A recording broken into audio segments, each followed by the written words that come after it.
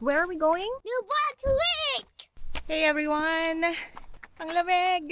Lamig. So we're going on a road trip. It's nighttime like at 4 o'clock or 3 o'clock, but we have to go early. Gumising kami ng 3 o'clock in the morning and now it's 4 a.m. Magsimula na kaming biumahe. Ottawa to New Brunswick, here we come. It's crazy early, like the sun isn't even up yet. But here we are, packed and ready to start our big road trip from Ottawa all the way to New Brunswick. We're taking about a 1,204-kilometer drive, which Google Maps says is about 12 hours. But realistically, we're expecting it to take a bit longer. Yeah, first gas, $70. We'll be stopping every so often for gas, food, and some quick stretches para hindi naman sobrang pagod si Daddy, who, by the way, is our one and only driver for this trip. Kaya huge thanks kay Daddy for taking this on. We're really excited kasi this isn't just any road trip. We're visiting an old college friend who moved there, so it'll be like a mini reunion. We're planning to explore, check out some amazing spots, and just take it all in. Here's a fun part. We just bought a DJI Osmo Action 5 Pro specifically for this trip. So this video is kind of a test run for it. I was contemplating if I will get the DJI Osmo Pocket 3 vlogging camera, but I ended up choosing the action camera instead. DJI Action 5 Pro is a compact, powerful, all-in-one camera, ideal for travelers, vloggers, and anyone who loves capturing life's adventures. All the footage you'll see is straight from the camera, no editing, no color grading, just the raw, real video quality. We wanted you guys to see what it's capable of right out of the box, especially for travel vlogs. So yeah, we're super pumped for this trip. New places, long drives, catching up with friends, and testing out this new camera. Exciting stuff ahead. All right, let's go. I smell donut. Thank you. That's my chocolate milk. It's not a chocolate milk.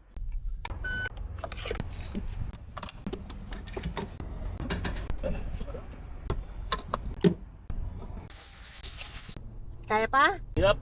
So, ilang oras ka na nagdadrive? Since 4 a.m., right? 6 hours na yun? Naka 6 hours na ba tayo? Road trip ba? Road trip, 6 hours in. 8 hours more. Sabi ko, sarap pag maneho kapag naka-cruise control ka lang. Ayan, hindi naman, yung pa ako, wala sa pedal. Pag di ka nag-cruise control sa ganitong kalayang biyahe, manhit na yung paa mo mamaya. Ayun yung hotel. You've arrived. Destination is on your right. Pagod. Nakarating tayo ng 5:48.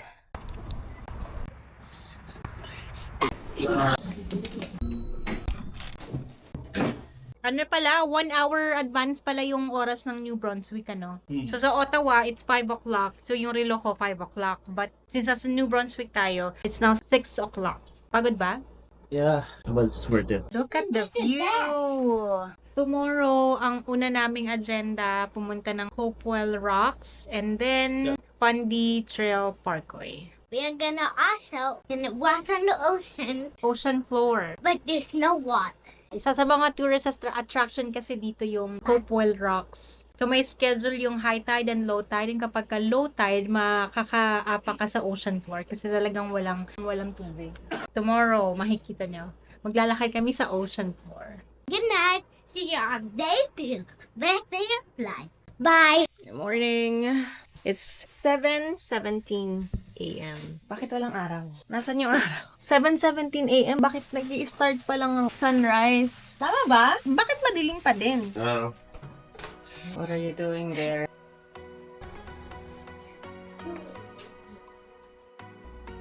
Open the settlement.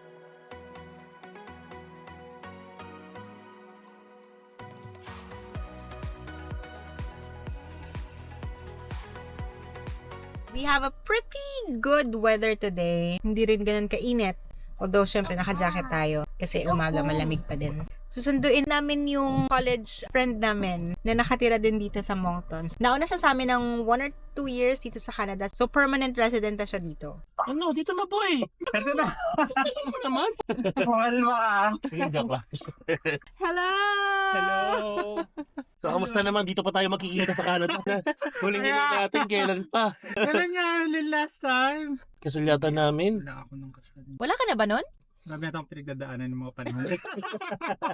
Hindi ka pumunta ng kasal namin. Birthday niya, umating ka ba? Wala Wala na. akong pinagdadaanan Oo. sa Pilipinas. So, kamusta naman trabaho dito? Over-promising yung mga like, sabi walang trabaho, tapos pagka dating dito, sobrang dami naman pala. Turn oo, left at tapos Park mahirap din. Avenue. Mahirap din Then turn maghanap. right on it. Maraming tao sa Ottawa eh. Unlike Tao dito. Promise ka kagabi, naggulat ako kagabi, nagbumili ako ng sa Sobeys. Walang katao-tao. Sobeys, medyo pricey kasi doon. So, Okay, pupunta. Ganon.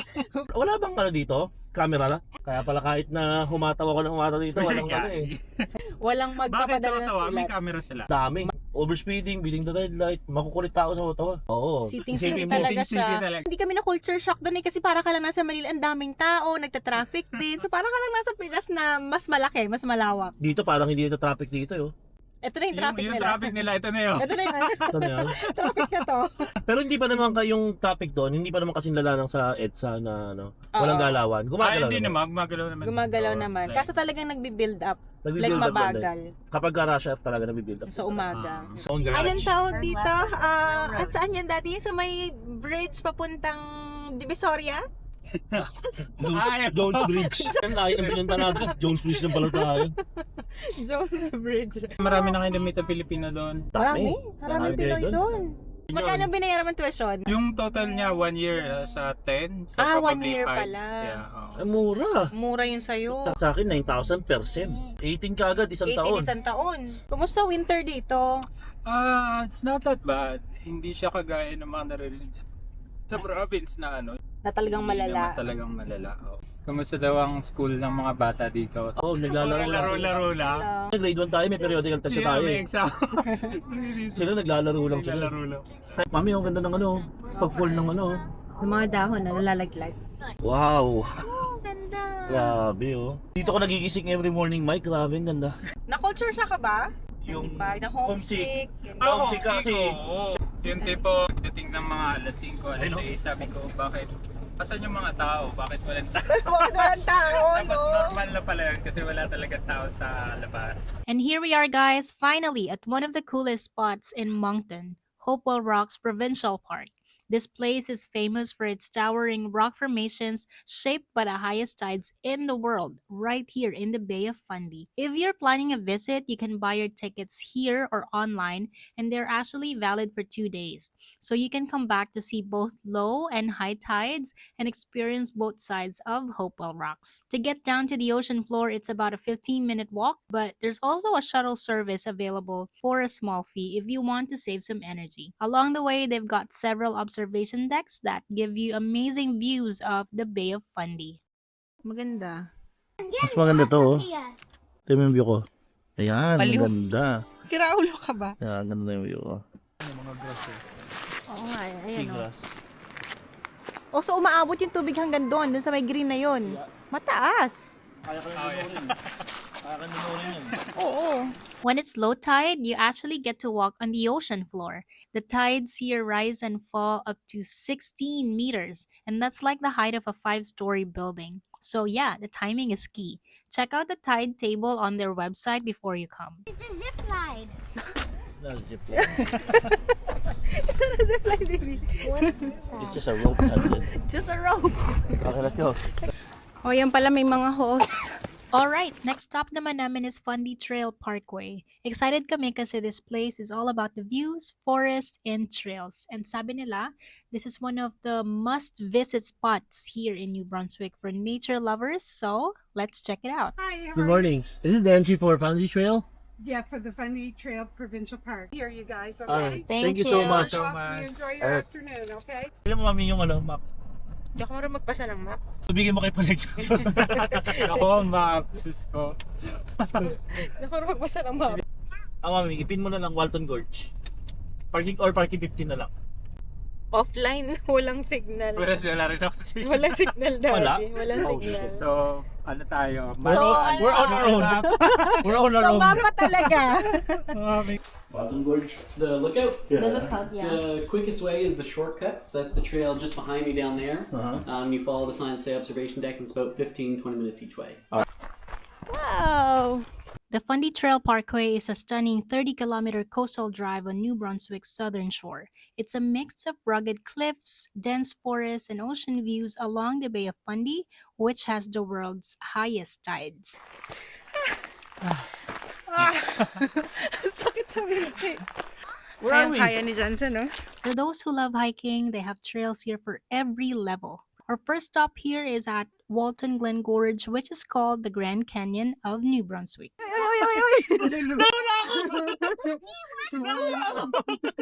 Ang ganda!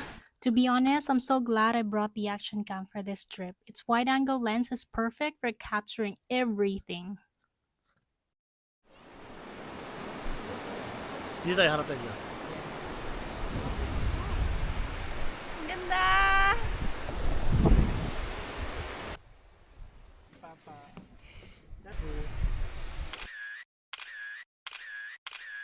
We've been walking around for a while now, so it's time for a quick break. We decided to stop at the Long Beach observation deck, and there's a nice picnic area here. Wow, the view from here is beautiful. We want to visit the suspension bridge, but we didn't expect to have a nice view of the Big Salmon River up close. The water is so clear, it's so beautiful. Seeing this in person will make you appreciate the nature even more. Put your feet in the water. Yeah. Do it! Yeah. Ah! Gagi nag-ielo! Nagiyala! Ang sarap! Parang nag-defrost na tubig.